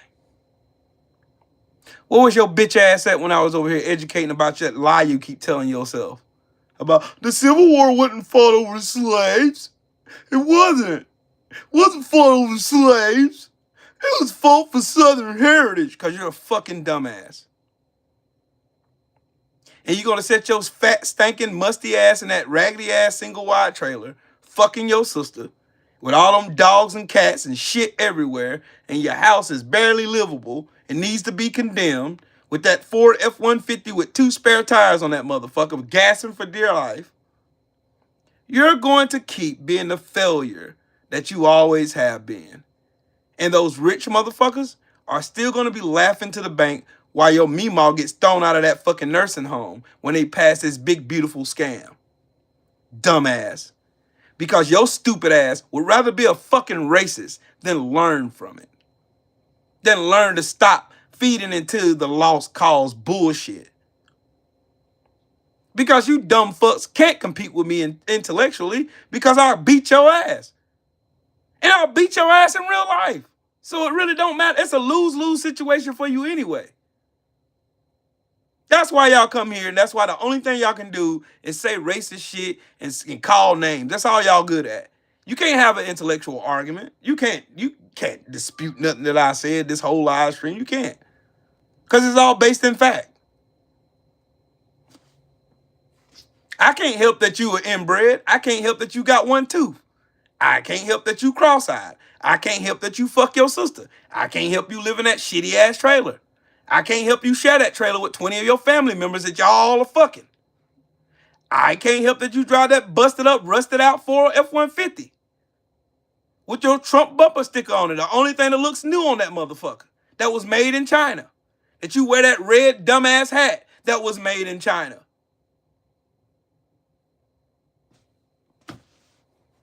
Why you're systematically being fucked by an orange retard.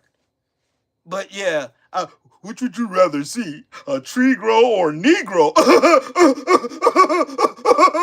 Yeah, Cletus, I got him with that one, boy. Hey, boy, hey, that was funny right there. That was funny over there. That was real funny right there. You see how stupid you sound? You sound fucking stupid.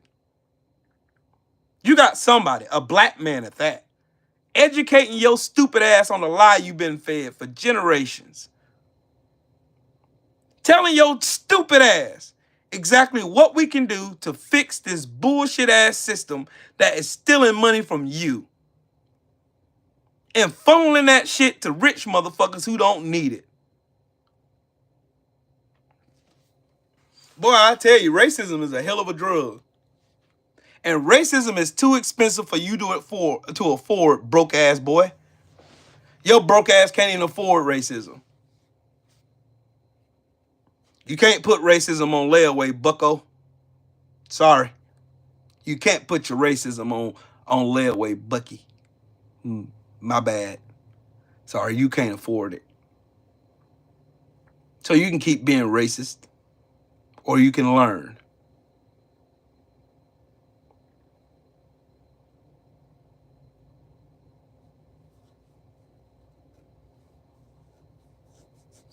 Yep, Marcus, that's what they do. That is exactly what they do. That is exactly what fucking MAGA Republicans and Sarah Fuckabee Sanders, that's what they're good at.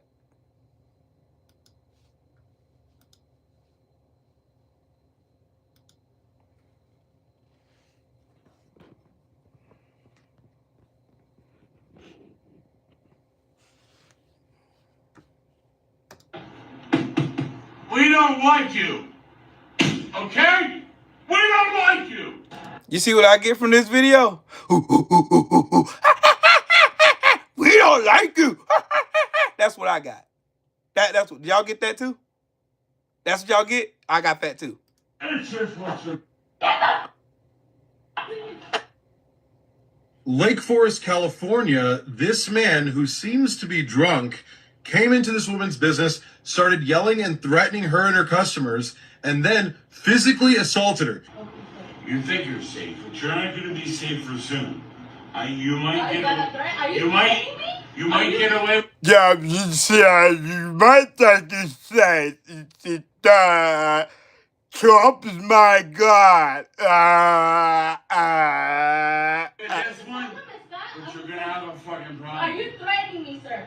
Are you threatening me on my job? You're really threatening me? You piece of shit. That's not okay. Don't come over here and This fucker is drunk. Look at him.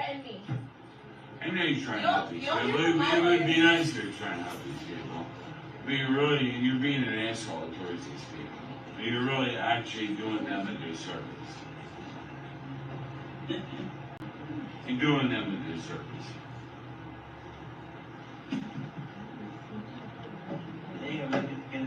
You want to go through this? I'm going to smile. You're a fat bastard and your cunt is heavy. Nobody loves you and you stank.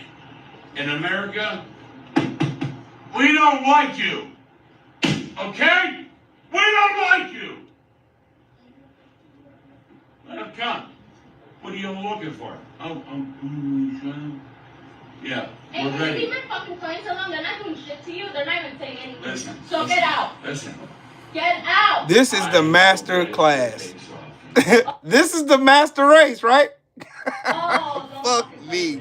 Come on here. Come on here. Come on here. No. Fucking piece of shit. Llegan la policía, entonces como It's America. Come on here. America.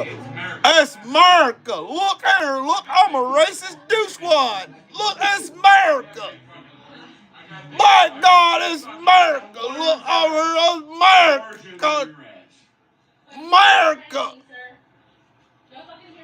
She called the police, Ashley. and for hours, they did not show up. In fact, her boyfriend, who's 2 cities away, showed up before the police did, and he's the one who got him to leave, got this crazy man to leave. Then the police came much later when the danger was already gone. And if this is a wake-up call for you, I'm so sorry. For everyone else, this is what it's like. If you're pro-police, if you've always supported police, or even if you believe that police are obligated to help you no matter what, when they will not. You call them, try needing them.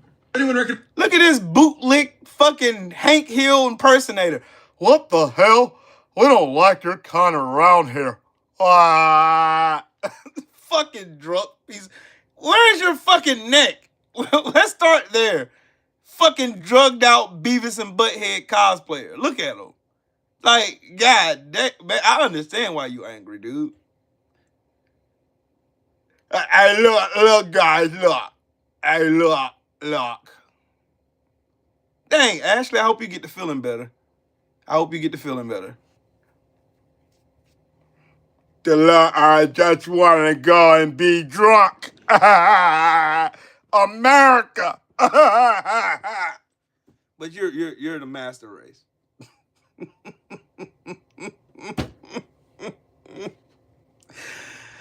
Oh shit. Fuck me. This right here is comedy hour to me, dog. Oh God. This just sheesh.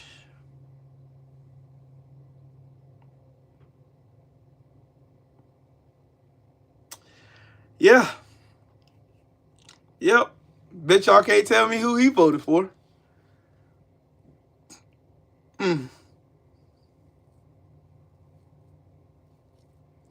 Right, the world makes me sick too, Ash. Don't feel bad. I'm in the same boat with you. Like, I want to hear the rest of this video. I want to hear the rest of this. It's like this transformation 4 was minutes remarkably effective. What started with Mississippi's state flag in 1894, a clear symbol of Jim Crow, eventually became just part of Southern culture. By the 1970s, you had the Dukes of Hazzard on. Y'all want to know something? It's time for me to do some personal accountability. I absolutely love this show. My Challenger is the same color as the General Lee. Same color. Luke and Duke. Bo and Luke. Bo and Luke Duke. With Daisy.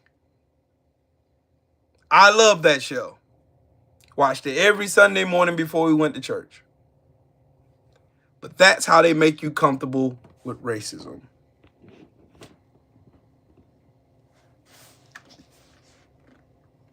On primetime television, with a car named General Lee sporting the Confederate flag while playing Dixie on its horn. And millions of Americans didn't bat an eye, because by then it had been successfully rebranded as Heritage Not Hate. This watered-down mythology allowed Confederate symbols to spread far beyond the South. By the mid-20th century, the Confederate flag appeared everywhere from college dorm rooms to rock concerts. And by the 1930s, the lost cause became officially American history. Generations of Americans learned that the Civil War was fought over states' rights, and the Reconstruction was a terrible mistake driven by vengeful Northerners. Meanwhile, they learned almost nothing about the 200,000 black soldiers who fought for the Union, black politicians elected during the Reconstruction, and the systematic campaign of terror that overthrew Reconstruction governments. But the most disturbing part in all of this is that the lost cause didn't fade out in the 1930s. It's still with us today. Look around you. That Confederate monument in your town square, the textbooks being debated in school board. Yes, Marcus. And the Factuals. Fights over how American history is being taught in schools.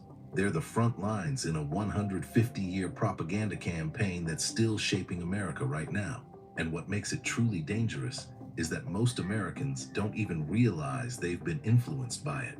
In 2015, a high school student in Texas noticed something strange in her textbook. The section on enslavement described enslaved Africans as workers who came to America seeking jobs. There was no mention of kidnapping, chains, or human ownership. When she posted a photo of the textbook page online, it went viral. Wait a minute. I'll show y'all this. High school student in Texas Hold on, I'm gonna show y'all noticed this. something strange in her textbook. The section on enslavement described enslaved Africans as workers who came to America seeking jobs. There was no mention of kidnapping, chains, or human ownership. When she posted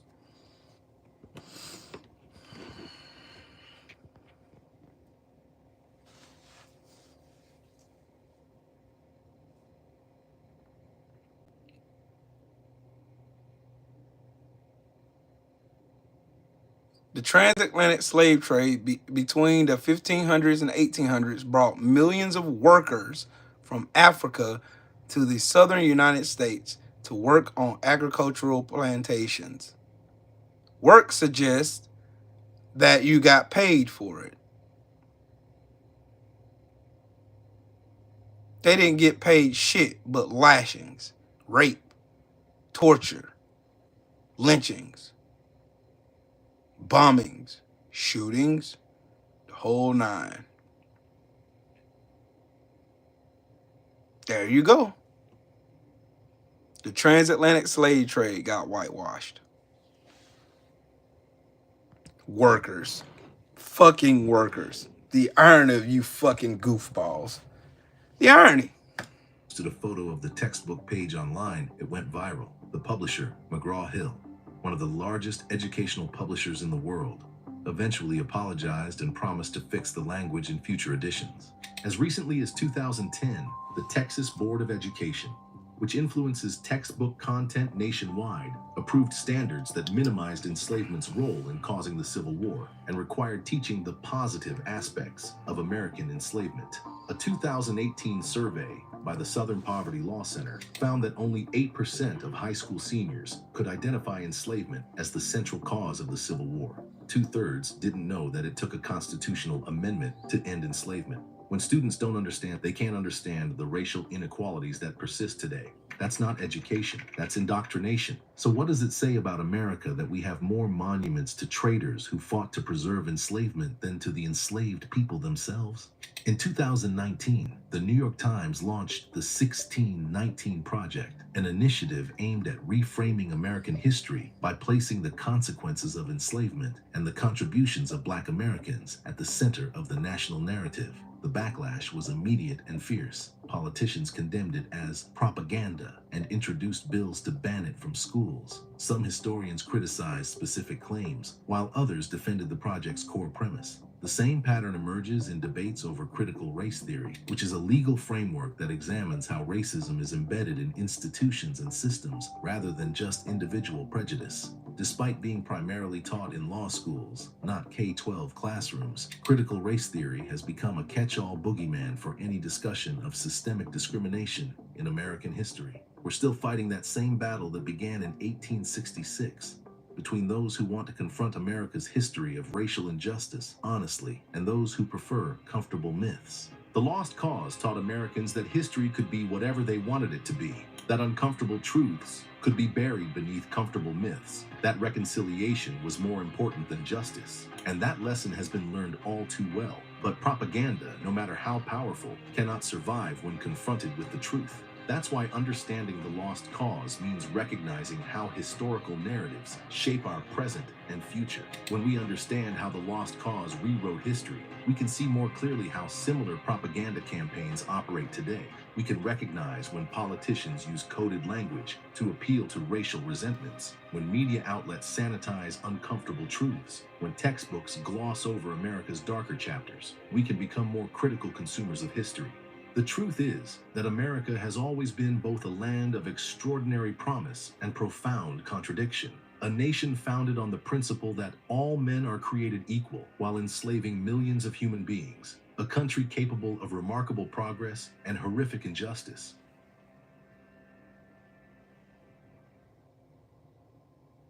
That was a great video. Whew. Sheesh. That. Jax, I want to circle back to your question. What can we do? What can we do? Here's what we should do. You learn, like I've learned. You learn real American history. And you teach it to your kids and your grandkids. And make them promise you they teach their kids and their grandkids. You pass that flame down. The more of us who get more educated on what really happened here, the better. As y'all can see, Donald Trump thrives on disinformation, lies, and all kinds of bullshit propaganda. That's all he is. The Heritage Foundation.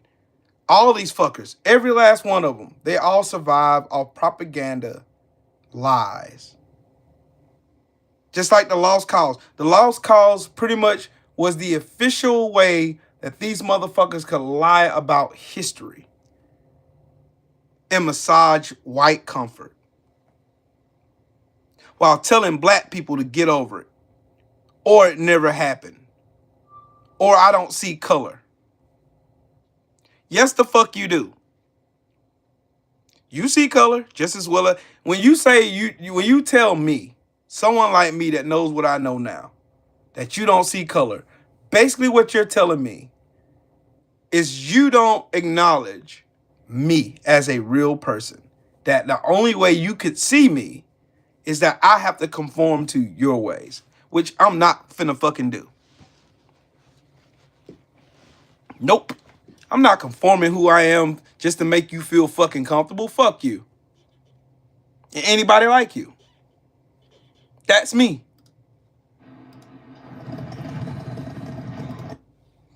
That's me.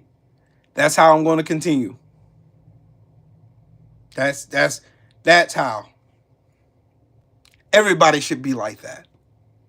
You shouldn't want anybody to conform who they are or what they are to fit you and fit them into one of your little boxes of confirmation. No. Nope. That definitely. Nope. Nope.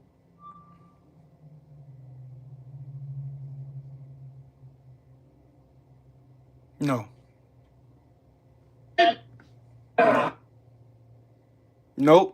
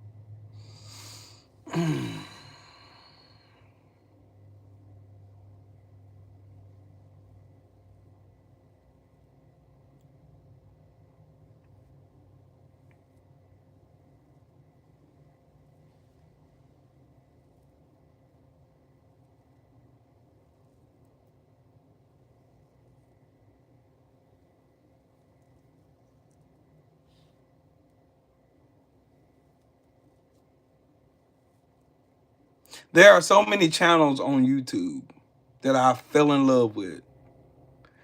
And one is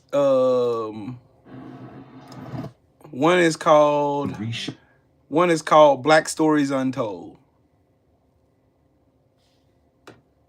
I want to share y'all the source where I got that story from. I want to show it. I want to share it. This is their page. Go there. Go there. And this right here, if you don't know who those guys are, those are the deacons right there. Those men terrified the Klan. They terrified the Klan.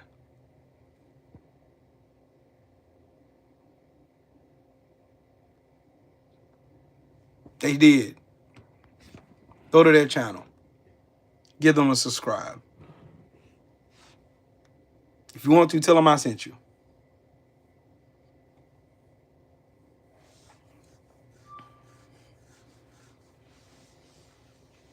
You have to teach this. I teach this to my kids because I don't want my kids to grow up in a world indoctrinated by whitewashing, white comfort, and just skewing over the fact that black people have been villainized, discriminated against, disenfranchised, fucking gentrified, redlined into poverty, the whole shit. I do not.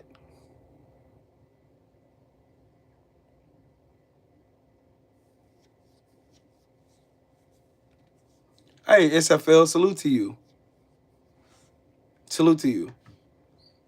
I want to learn as much as I can about real American history. I want to learn as much as I can.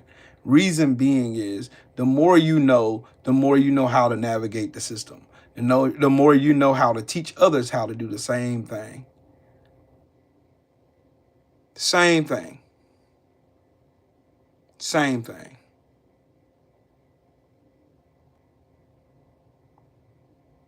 That's why.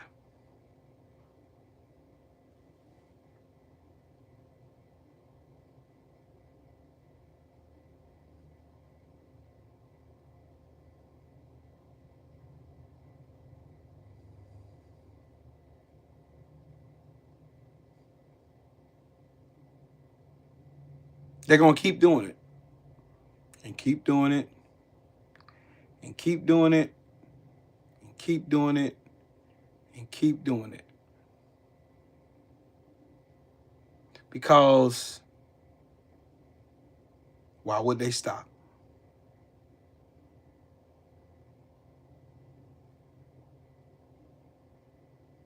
Oh, I'm subscribed there too. Go to Black History too.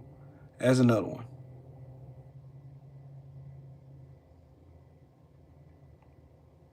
So, yeah. That's it. I gotta get ready to go to rehearsal. But anyways, I hope y'all learned something. Because I did. I surely did. This stuff is very important, Carpe Diem. This stuff is very, very, very important. Very important. We need stuff like this. And I'm going to start doing more of it.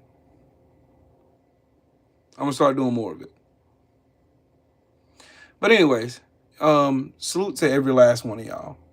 And shout out to the mighty LDBC. Shout out to everybody who hit the like button. Didn't get any super chats. I wasn't doing it for money today. It's okay. But yeah. Y'all have a great day. I gotta call my mechanic again and see what the progress is.